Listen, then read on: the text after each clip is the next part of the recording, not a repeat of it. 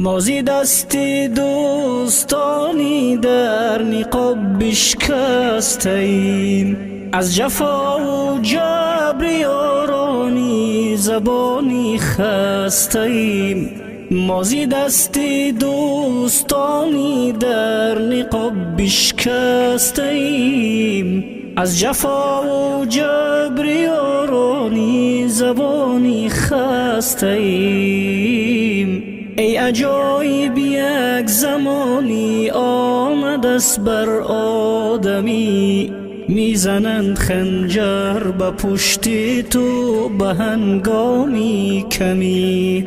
ای عجایب یک زمانی آمد است بر آدمی، میزند خنجر به پشت تو به هنگامی کمی. از سر اخلاص نمی بینی کسی یارت شود، یاری تنهایی و همراهی تو غم خارت شود. از سر اخلاص نمی بینی کسی یارت شود، یاری تنهایی و همراهی تو غم خارت شود. بهر مقصودی درونی دل بروی دعا کند، چون رسید برخواسته خود زود تو را رسوا کند. بهر مقصودی درونی دل برویت وا کند، چون رسید برخواسته خود زود تو را رسوا کند. جان شیرینم به یارانی زبانی دل مده، پای خود بر حولی دوستان شیطانی منه. جان شیرینم به یارانی زبانی دل مده، پای خود بر حولی دوستان شیطانی منه.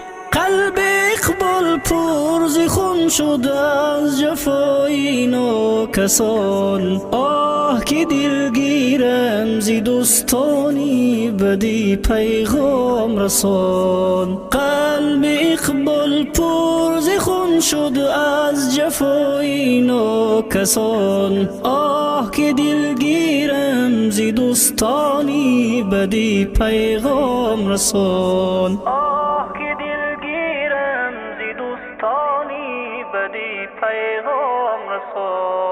مازی دستی دوستانی در نقاب بشکستیم، از جفا و جبر یارانی زبانی خستیم.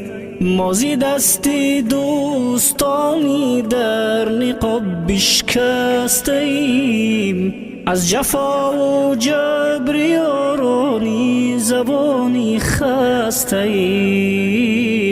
ای عجایب یک زمانی آمد است بر آدمی، میزنند خنجر به پشت تو به هنگامی کمی.